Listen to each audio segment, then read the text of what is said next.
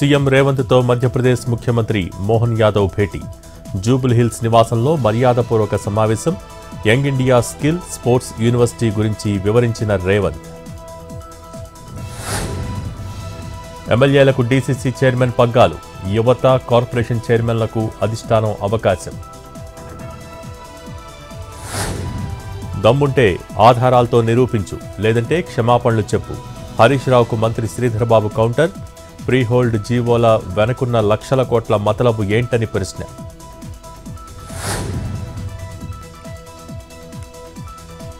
ఒక్క రైతు సంతోషంగా లేడు. ఏ పంట వేసుకోవాలో చంద్రబాబే చెప్పాలన్న పేర్ని నాని. కూటమి నేతలు రాష్ట్రాన్ని దోచుకుంటున్నారంటూ ఆరోపణలు.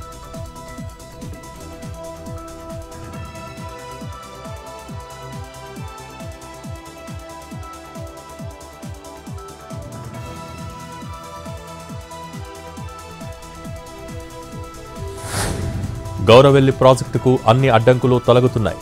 నిధులకు గ్రీన్ సిగ్నల్ వచ్చిందన్న మంత్రి పొన్నం. ప్రాజెక్టు పూర్తి చేసే బాధ్యత తనదేనని హామీ.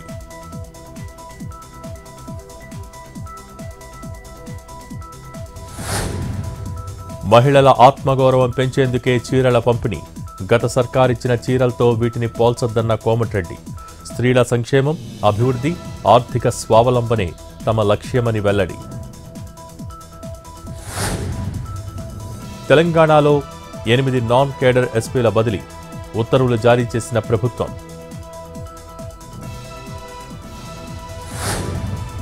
స్కూల్ ట్రిప్లో విద్యార్థులతో వయస్సుకు మించి యాక్టివిటీస్.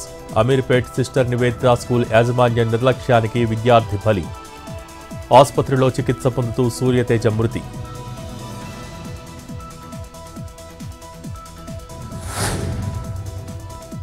నెల్లూరు జిల్లా పెన్నా నదిలో చిక్కుకున్న పశువుల కాపర్లు. పశువులు మేపేందుకు నది దాటి అవతలికి వెళ్లిన 6. సాయంత్రం తిరిగి వస్తుంటే ఒక్కసారిగా పెరిగిన నదీ ప్రవాహం.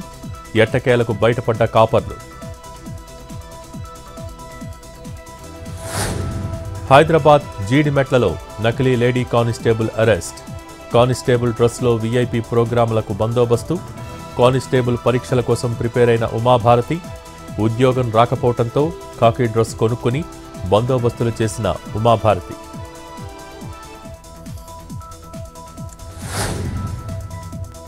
విశాఖ ఎంజీఎం పార్క్ దగ్గర బీచ్లో విద్యార్థులు గల్లంతు. అలల తాకిడికి కొట్టుకుపోయిన 2 స్టూడెంట్స్.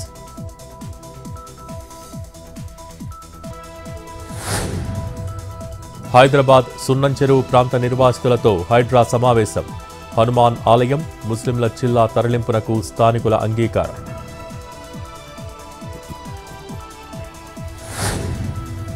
కాకినాడ జీజీహెచ్లో వైద్యుల నిర్లక్ష్యంతో గర్భిణి మృతి. డాక్టర్లపై ప్రభుత్వం సీరియస్. ఘటనపై విచారణకు ఆదేశం.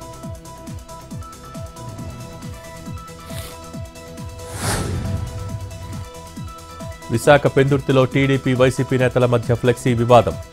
మేయర్ జీవీఎంసీ సిబ్బందితో ఫ్లెక్సీలు తొలగిస్తున్నారంటూ ఆందోళన.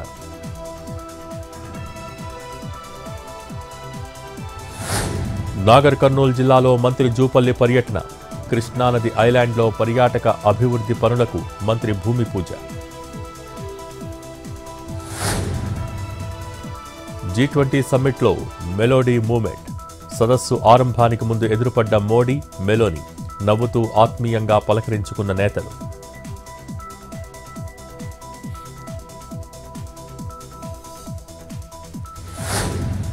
హిందువులు లేకుండా ప్రపంచం ఉండదన్న మోహన్ భగవత్. భారతదేశ నాగరికత ఎప్పటికీ అలాగే ఉంటుందన్న ఆర్ఎస్ఎస్ అధినేత. హిందువులు ఉనికి కోల్పోతే ప్రపంచానికే ఉనికి ఉండదని కామెంట్.